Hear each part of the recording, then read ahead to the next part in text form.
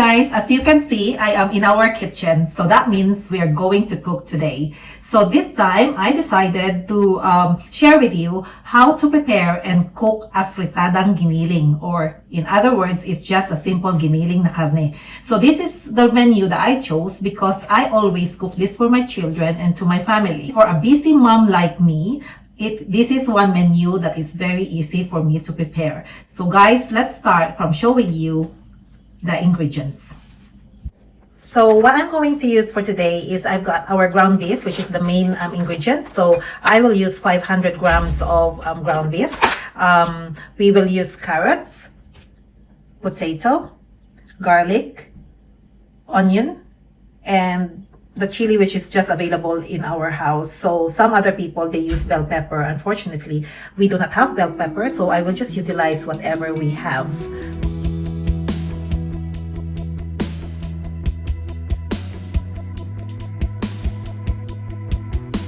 We're going to slice now the ingredients. So what I suggest, you have to slice your ingredients into cubes.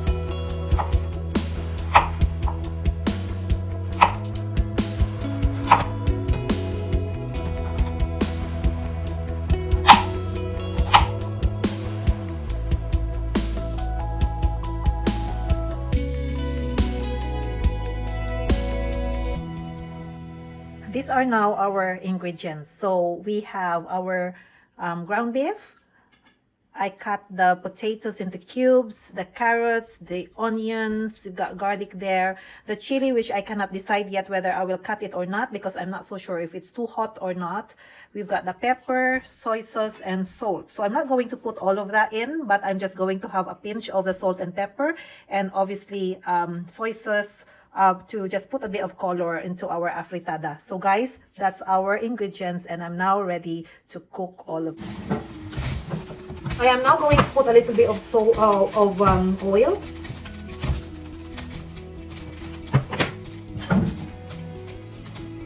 So that's the oil. And then, if the oil is hot already,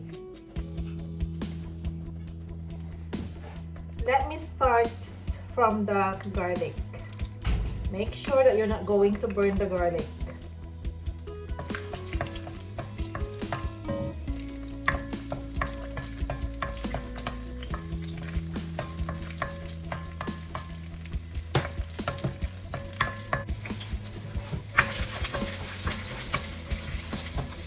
Then you can add your onion.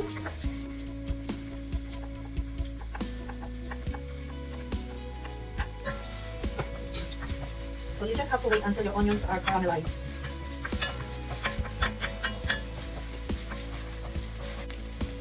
So when the onions are caramelized already, then you can actually add your beef.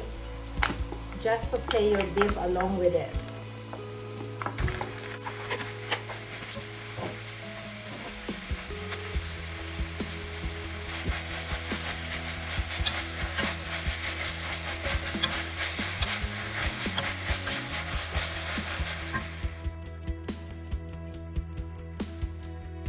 So you continue saute the beef along with your onions and garlic.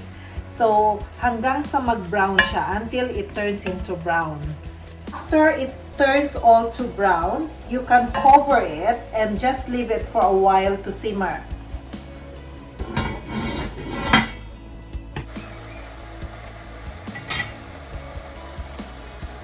Since it was boiling for some time now, the next step that we're going to do is to put a little bit of pepper.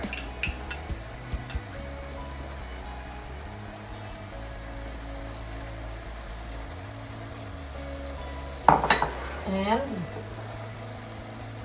a bit of soy sauce. It's nice to put soy sauce is because it gives color to the beef as well. So I'll put 4 teaspoons and we will see. And then you can mix. Ang bango na niya. Smells good. Smells appetizing. Siyempre, sino pa ba ang magsasabi na mabango at masarap yung niluluto mo? Di ikaw din, dahil ikaw ang nagluluto. I think I need to put more soy sauce. I want it much more darker color.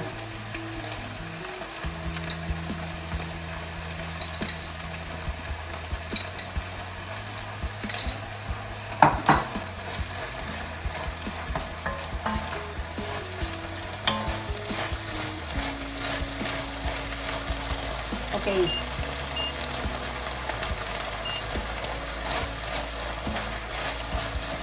And now I'm going to add the potato. I always put potato first because the potato needs to be cooked properly. Carrots, kahit half cook ang carrots, is still good to eat.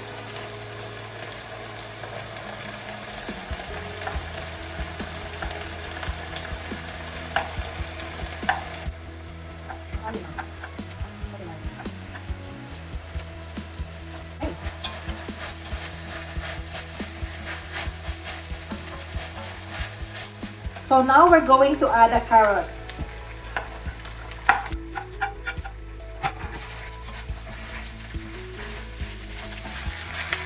So now it's time for us to try it if we need to add more soy sauce or we need to add salt.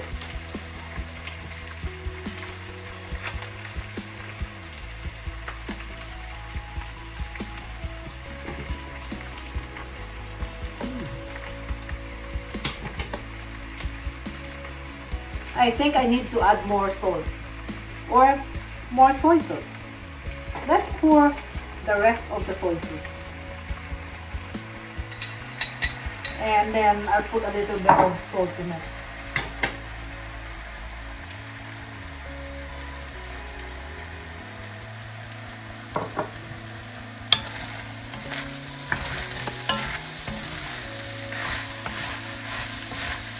See, mas maganda ang itsura niya. It looks better if there are more if you put more soy sauce. Hindi po kasi maganda pag maputla.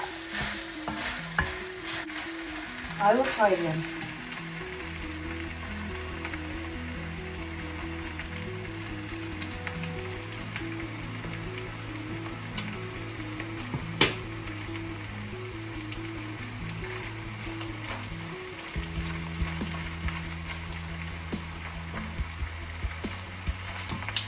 Perfect. Nice. Good. So,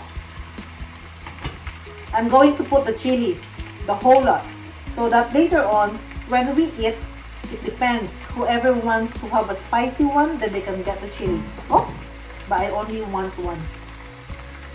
Okay? And leave it covered again. So guys, this is now our finished giniling na karne or afritadang giniling. So, time to try! This is the best part of the cooking session, the tasting and the eating part of it. So let's try the food that I cook. I'm sure you have enjoyed the session and I'm going to show you the afritada. As you already know, rice is life. So I have to eat my afritada na giniling with my rice.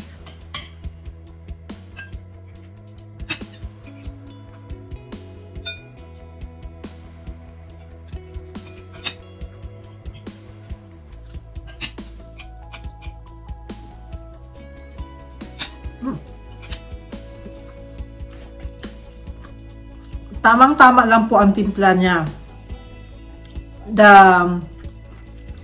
The beef is very tender, malambot po siya. And ang carrots po, crunchy pa siya, hindi siya lutong-luto. And the potato is just cooked properly. Right. Again, thank you so much, and I hope you all enjoyed your session with me.